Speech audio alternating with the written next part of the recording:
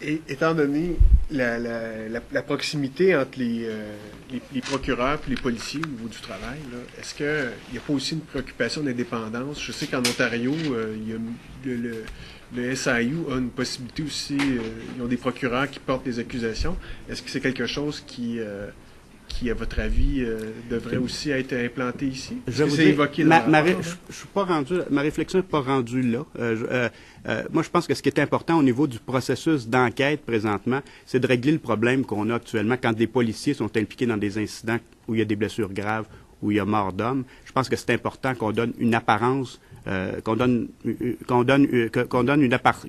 vraiment, que ça soit vraiment un processus qui soit indépendant et qui soit impartial. Présentement, le processus actuel, quand on le voit dans le cas de Villanueva, quand on voit un enquêteur de la Sûreté du Québec qui enquête sur des policiers du service de police de Montréal, on voit que dans la population, il y a les gens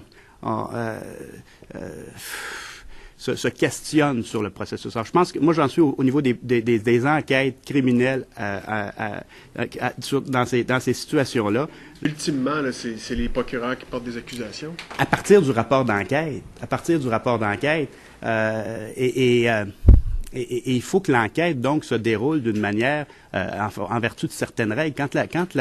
Quand la protectrice du citoyen dit les règles sont présentement, c'est flou, il faut regarder à gauche pas à droite, c'est flou, c'est pas clair. Il faut que les règles soient... et présentement, je pense qu'il y a la faille et entre autres là. Et c'est vrai que le procureur, c'est lui qui décide en bout de ligne de porter les accusations, mais il le fait sur la base de l'enquête. Et l'enquête, on peut à tout le moins, moi je ne veux pas me prononcer sur ce qu'on entend présentement devant le coroner, mais il y a quand même, on voit qu'il y a des procédures qui ont été, lors de l'enquête criminelle, il y a des façons de faire durant cette enquête criminelle de la SQ qui, je vais le dire les choses de la façon suivante, si les règles que suggère la protectrice du citoyen s'étaient appliquées, bien, c'est une procédure qui n'aurait pas été acceptable en vertu des règles que propose la protectrice du citoyen. Alors, moi, j'en suis à ce que le processus d'enquête soit mieux encadré, soit indépendant et donne à la population l'assurance que le tout se déroule de façon indépendante et impartiale.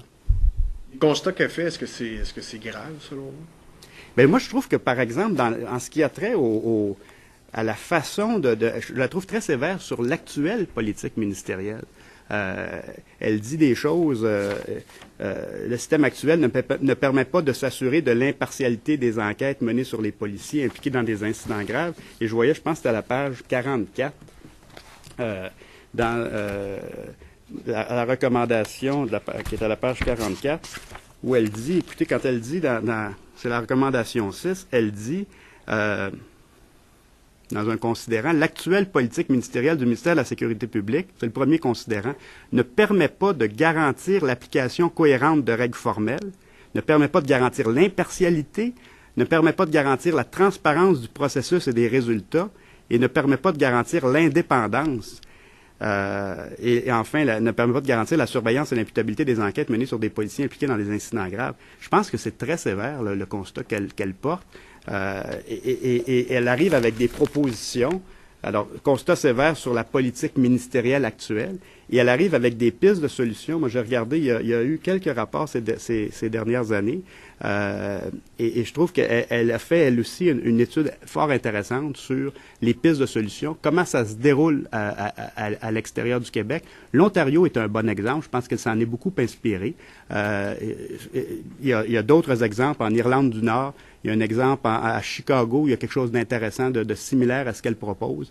Il y a des exemples à l'extérieur du Québec et elle en propose, et je pense qu'elle s'en est d'ailleurs inspirée pour formuler des pistes de solutions sur lesquelles j'espère que le gouvernement va se pencher, parce qu'il faut bouger là-dessus. Écoutez, c'est un débat qui revient constamment. Constamment, les gens disent, oui, mais c'est la police qui enquête sur la police. Comment ça se fait que c'est la police qui enquête la police? Les gens, ça revient constamment. Et si on veut que les gens aient confiance dans la façon dont ces choses se déroulent, je pense que la protectrice du citoyen met de l'avant des pistes de solutions fort intéressantes.